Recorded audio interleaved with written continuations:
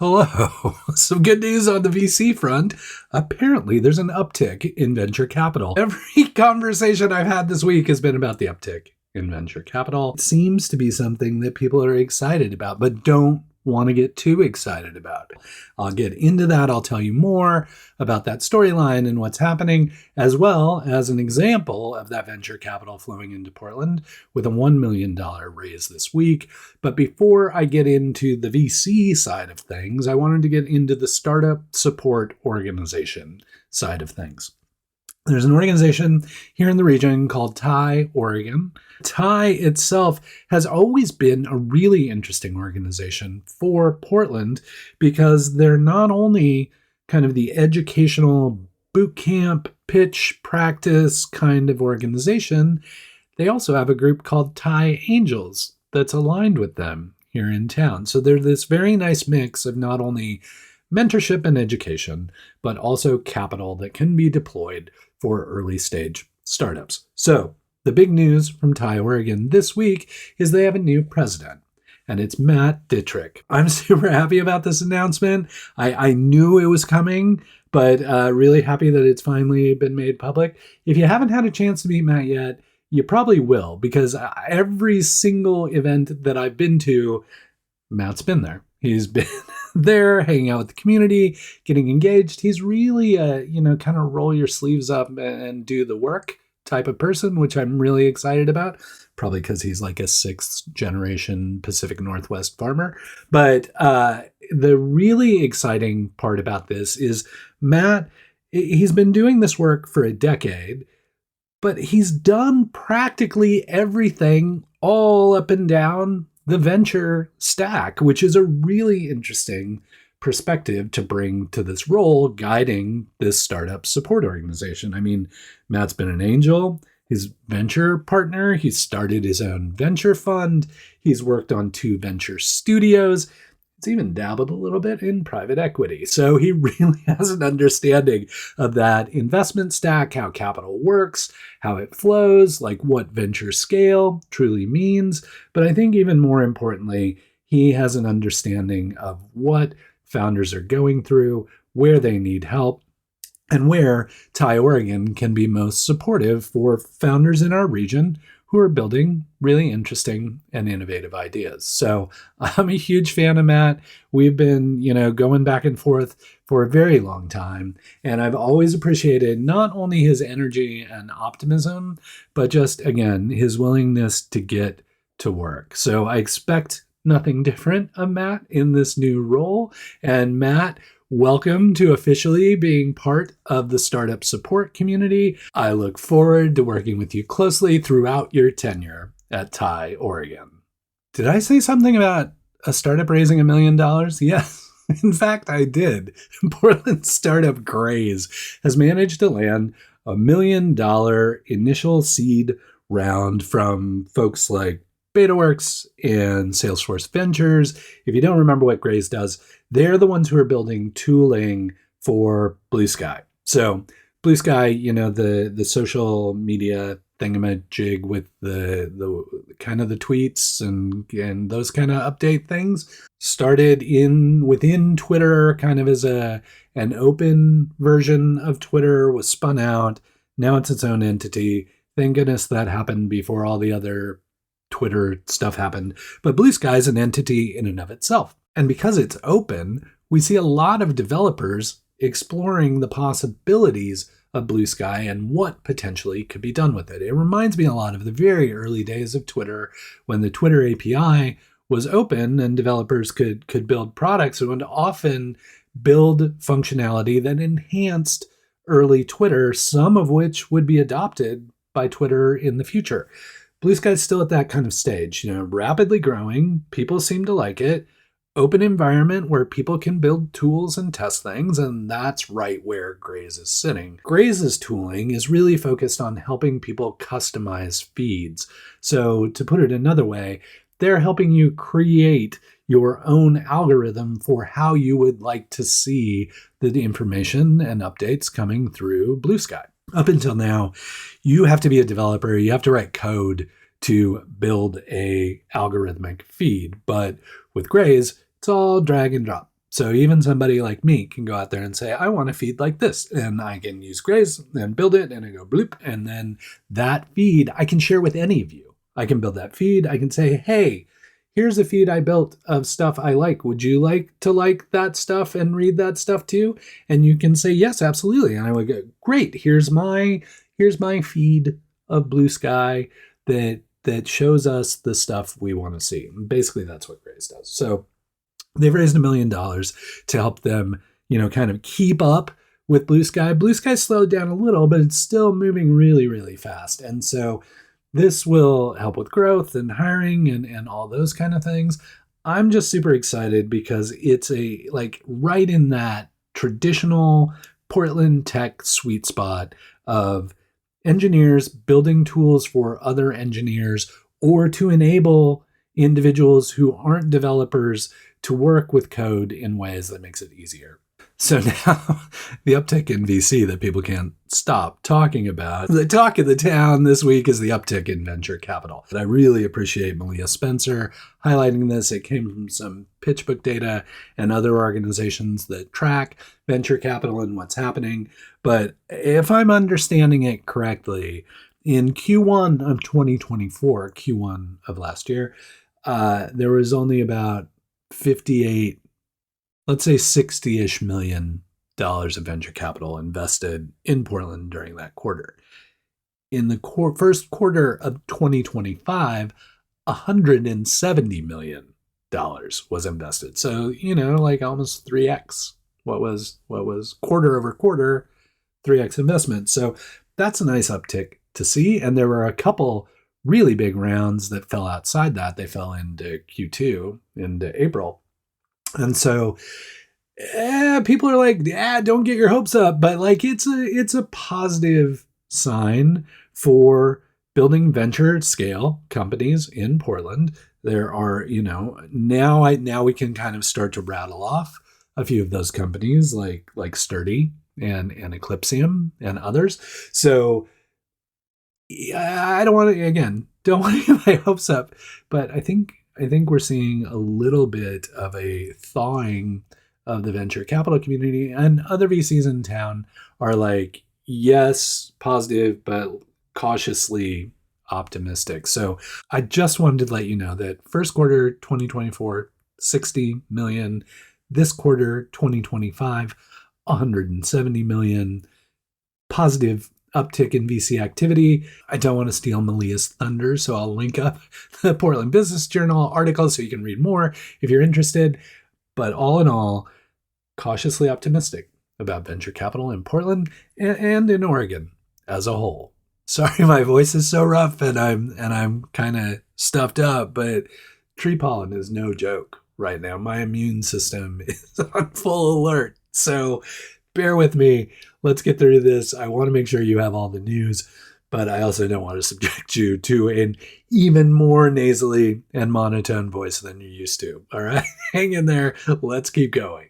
Remember a few weeks back, I talked about 18F, the 18F, which was the tech group at the federal government level that really used really innovative thinking, kind of startup thinking around technology to help entities, organizations, departments, bureaus at the federal level improve what they were doing, create efficiency through technology. Well, unfortunately, that group, 18F, was shuttered and everybody was let go in a very unceremonious kind of way. But here in Portland, Ron Bronson, who was the director of design, I might be flubbing his title. I apologize if I am. But anyway, Ron said, kind of in a phoenix rising from the ashes kind of way, if I'm not going to be doing this work at the federal level, maybe we can find ways to use that energy and insight and innovation for Portland. And so he launched Portland Digital Core, and too much fanfare, and usually I'm willing to give folks a little breathing room. I'm like, yeah, you announced it, now get your ducks in a row and figure out what's going on and start gradually doing things. But Portland Digital Core is having none of that. They hit the ground running. They have a GitHub instance that you can follow if you're a GitHub type. They have a Discord if you want to join and just hang out and see what's going on with the Portland Digital Core. If you want to volunteer, obviously you can sign up to do that. And if you're a volunteer, you're like, what am I going to work on? Well, let me tell you, because they've already got 3 projects that they're working on for nonprofit entities. One of them is very near and dear to my heart. It's Built Oregon. So they were willing to work on a project for Built Oregon. So there are volunteers focused around that one. There's the Cape Perpetua Collaborative that they're working on. So if you want to volunteer for that effort, that's available too. And then finally, Families for Safe Streets. So these are the 3 initial projects where, people can kind of get together, learn how to work with one another, really deliver some interesting work product for some nonprofits, and then get out. Like I want to restate something I've heard Ron say several times, which is like, this is not like a long-term engagement. This is like parachute in, fix the problem, do the thing, get out. So really quick turn projects designed to be impactful to the organization, but not designed to be this kind of long-term consulting or development arrangement with these organizations. And I think right now, every little bit helps. So if that is inspiring to you, if you are a developer or you have any other skill set that you believe could contribute, maybe you're UX, maybe you're QA, maybe you are a technical writer, maybe you can help with some other aspect. Maybe you're like me. Maybe you're like, I don't know much, but I can write things or tell people about things. Whatever. I think they would love to have you. Please take the opportunity to volunteer for the Portland Digital Core.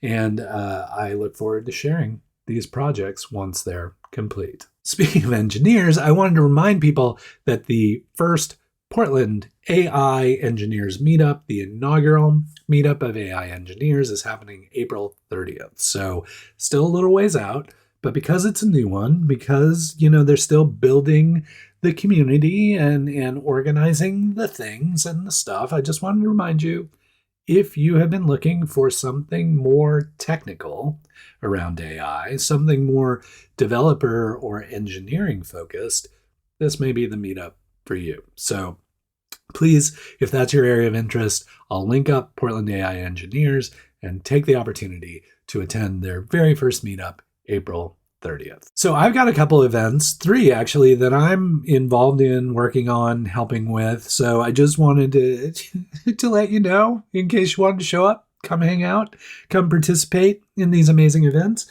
The one I wanted to primarily talk about is our May 13th event, which is another series of fireside chats with startup founders and community leaders focused on AAPI Heritage Month. So Asian American and Pacific Islander folks in our community who have been founders, who have brought community together.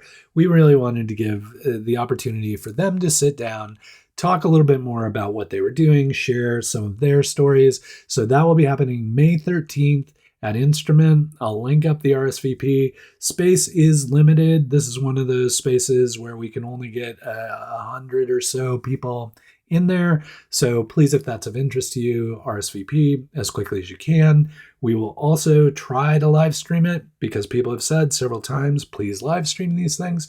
And we want to make sure that as many people as possible have access to these kind of events. So we will definitely try and live stream it. And then it's also important to note that May 13th happens to fall during Portland Startup Week 2025. So this will not be the only event happening that week. That whole week will be jam-packed with startup-focused events. So even if you can't make the AAPI event, make sure to take a look at the Portland Startup Week 2025 calendar so you can get an idea of all the events that are happening and things you might want to attend. And if you are an event programmer, please make sure that if you have an event happening that week, that you get it on the calendar, or if you would consider programming an event that week, make sure and propose that and get it on the calendar as well. And just the idea is it's a week to celebrate all the amazing events that happen for the Portland startup community and the organizations who host and organize and program those events, it's really your best opportunity to get exposure to the widest selection of organizations and events in the community, or it's your opportunity to kind of ride the wave of the promotion around Portland Startup Week and maybe get more people to events that you're programming and hosting. So it's a win-win-win-win-win situation with Portland Startup Week. I hope you take the chance to participate by showing up, or even potentially by starting your own event. And then a couple other events that I just want to touch on. April 29th is the Ankeny Alley kind of flash mob, show up to support small business. No agenda, no nothing, just show up, hang out with other people from the Portland startup community and the broader community, and really just patronize the businesses along Ankeny Alley. Just be there, spend a little money, and show these small businesses in Ankeny Alley that you appreciate them and what they're doing, and the fact that they're part of the Portland business ecosystem and really part of, in many ways, the entrepreneurial community that we have here. So this will happen a variety of places throughout the city in coming months, but this is really the inaugural Ankeny Alley Portland Office of Small Business. I might see if I can convince Mitch that we do something in alphabetical order, since he started with Ankeny Alley. Maybe the next one is a Belmont or a Burnside or something along those lines. So we'll get that. Mitch will get that figured out. He'll tell me, I'll tell you, and then we'll all show up. So let's practice that this time. Mitch told me, I told you, you all show up, and he and I will show up, and we'll all be there, and we'll do the thing, support the businesses. It'll be great. Show up for small business, a kind of flash mobby kind of thing, April 29th. And then the other thing, this is a ways out, but I want to make sure you're there, is July 8th. It's a save the date, save July 8th in the evening. We're taking over the Red in Southeast Portland there on Salmon. We're going to have both the parking lot and the building. It's going to be the Portland Startup Community Cookout. So lots of food involved. Should be fun. Like our other big events, no real programming. Just show up, hang out, meet people.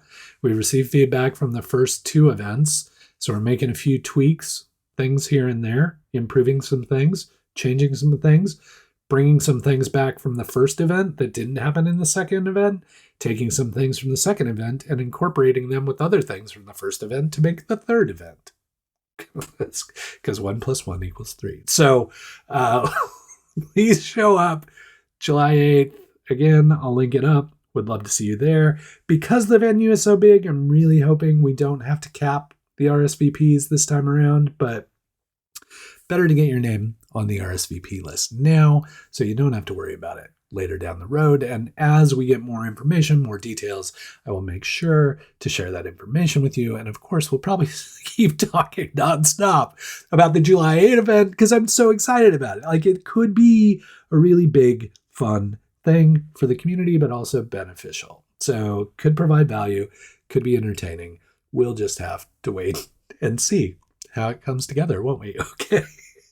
So see you April 29th, Ankeny Alley.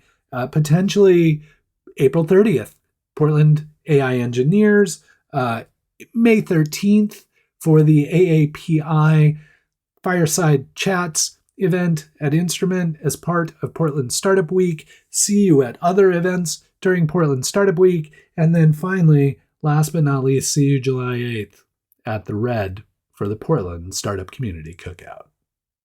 Okay, I saved this to the end because it's stuff about me.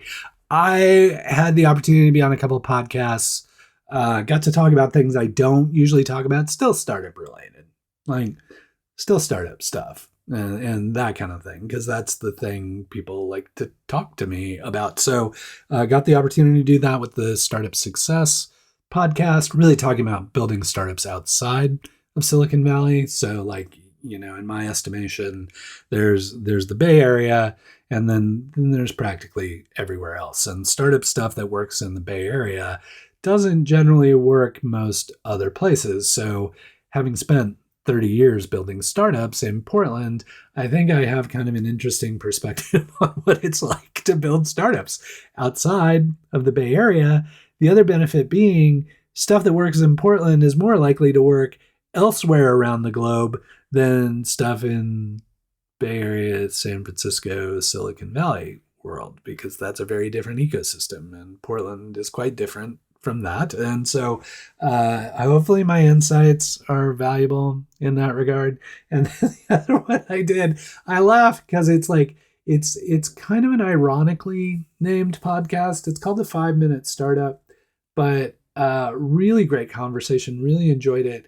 But it ran far longer than 5 minutes. In fact, it's almost 3 hours long, the conversation we had there, and talk about all kinds of things. Like if you're curious about some of my background or history, there's some of that there. Talk a ton about Portland and the experience here and things like that. Some going through the basics for if you're thinking about starting a startup, or like the reality of venture capital, or all those kind of things. So, I mean, 3 hours went really quickly. I won't lie. We probably could have kept talking for another 3 hours easily. But if that's of interest to you, I'll go ahead and link that up as well. 5 Minute Startup, full length podcast that almost runs 3 hours. I don't like to make this a me episode. I just wanted to share this stuff with you about the events and the podcasts. All right, that's it. Hope you're hanging in there. Until we get the chance to chat again, please keep up the good work.